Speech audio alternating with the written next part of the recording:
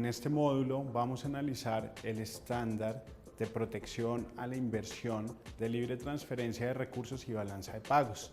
Este estándar en sí mismo configura una tensión entre los intereses del inversionista y los intereses del Estado. Por una parte, el inversionista quiere y necesita asegurarse que los capitales que él ha destinado para su inversión va a poder disponer de ellos en cualquier tiempo, que los va a poder o repatriar o simplemente despacharlos a cualquier otra latitud donde él necesite tener estos recursos. Por otra parte está la posición del Estado. El Estado, si bien debe habilitar esa libertad de transferencias, necesita resguardar su soberanía en cuanto a la política monetaria, cambiaria y financiera. Entonces, dentro de este estándar vamos a ver cómo es que los estados brindan el derecho al inversionista de poder disponer de sus activos, de su capital, en últimas de su inversión, pero a la vez cómo los estados se resguardan y cómo debe ser una buena práctica que tomen medidas para que los estados puedan tener el control sobre su política macroeconómica. En este sentido, vamos a ver en primer término qué tipo de transferencias hay. Tenemos tres tipos de transferencias. Por una parte, las sumas derivadas de la inversión o directamente relacionadas con la misma. En primer término, lo que se va a proteger son aquellos recursos, aquel capital que haya destinado el inversionista para iniciar su operación.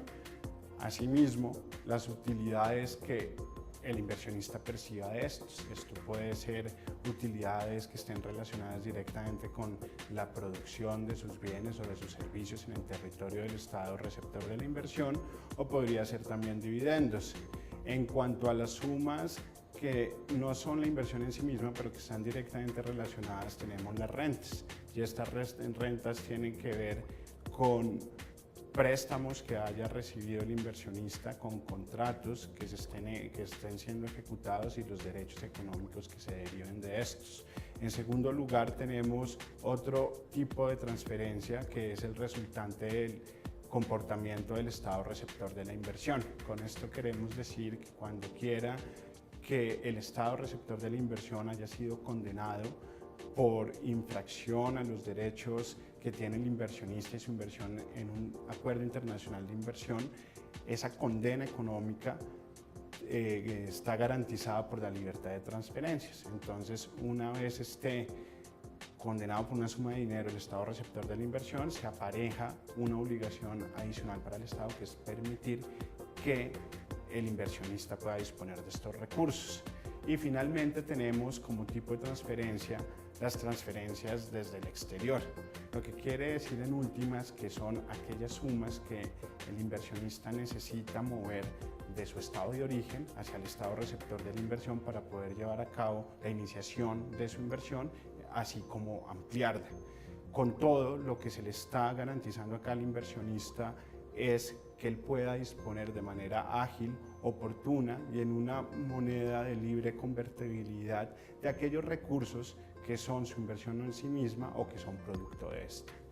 Hasta este punto hemos analizado una parte de la tensión, es decir, cómo es que están resguardados los intereses y los derechos del inversionista. Ahora vamos a pasar a ver cómo es que los estados receptores de la inversión pueden y deben resguardar su posibilidad de ser soberanos en su política macroeconómica. Y esto es a través de excepciones. Se conocen tres tipos de excepciones a la libertad de transferencia. Todas estas comulgan y son una manifestación de acuerdos multilaterales, como por ejemplo el acuerdo constitutivo del Fondo Monetario Internacional. En cuanto a la primera excepción, vamos a ver que el Estado receptor de la inversión puede limitar la libertad de transferencias del inversionista cuando quiera que exista una sentencia judicial o una decisión de autoridad del Estado receptor de la inversión que condene al inversionista en el sentido de tener que pagar obligaciones tributarias, obligaciones laborales y en general cualquier tipo de obligación que tenga con acreedores dentro del estado receptor de la inversión. Esto, por supuesto, con el fin de resguardar la confianza de los acreedores y de asegurar el patrimonio del inversionista como prenda general de los acreedores.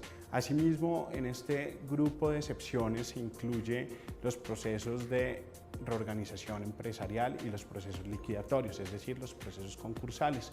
Cuando quiera, ya que no se trata de una sentencia judicial singular, sino cuando se están protegiendo los intereses de los acreedores dentro de un concurso.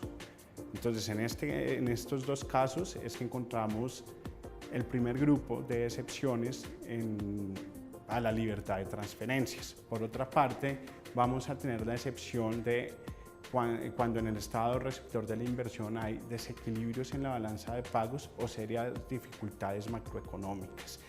Esto no es muy común que esté consagrado en los acuerdos internacionales de inversión que se firmaron más o menos en la década de los 60 hasta los 90, porque para entonces se protegía y estos acuerdos estaban diseñados únicamente para la inversión extranjera directa. Por la estabilidad que supone esta inversión extranjera directa, no, es decir, que no es tan volátil como la inversión de portafolio y otro tipo de inversiones, pues no se tenía una conciencia de una correlación entre esa inversión extranjera directa y la posibilidad de un desequilibrio en la balanza de pagos o una dificultad macroeconómica. Sin embargo, dado que la definición de inversión se ha ido ampliando a otro tipo de activos que ya empiezan a suponer cierto grado de volatilidad, esta excepción se convierte en algo muy importante. Entonces vamos a tener que, para resguardar esa política macroeconómica, el estado receptor de la inversión, de manera temporal y de manera no arbitraria, va a poder restringir la libertad de transferencias.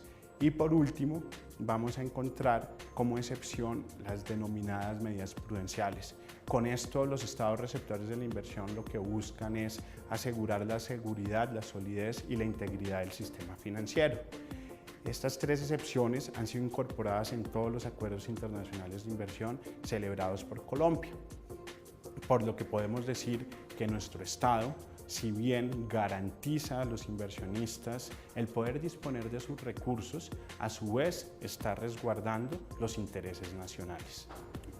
Comentadas las generalidades de este módulo, tenemos que advertir que si bien el curso en su totalidad está dirigido a todos los funcionarios públicos colombianos de todos los niveles, de todas las ramas del poder público, lo cierto es que este estándar en específico debe captar la atención especialmente de los funcionarios del Banco de la República, pues son ellos los que están encargados de esa política macroeconómica colombiana y en última será el Banco Central el que va a determinar en qué momento se debe hacer excepciones a la libertad de transferencias. Por otro lado, este módulo debe captar especialmente la atención de los operadores judiciales, los jueces de la República y de las entidades administrativas con facultades jurisdiccionales, pues ellos, a través de sus decisiones, que pueden ser sentencias judiciales o providencias que contengan medidas cautelares, tienen el poder y la autoridad, conforme al Acuerdo Internacional de Inversión,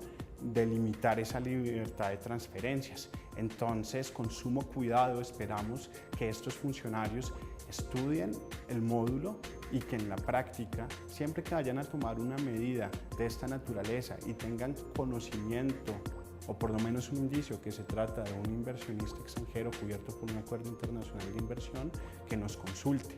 Recuerden, amigos funcionarios, que somos la Dirección de Inversión Extranjera y Servicios del Ministerio de Comercio, Industria y Turismo y estamos aquí para resolver y absolver cualquier tipo de duda que ustedes puedan tener frente a este estándar o frente a cualquier otro de los estándares descritos en los módulos del curso.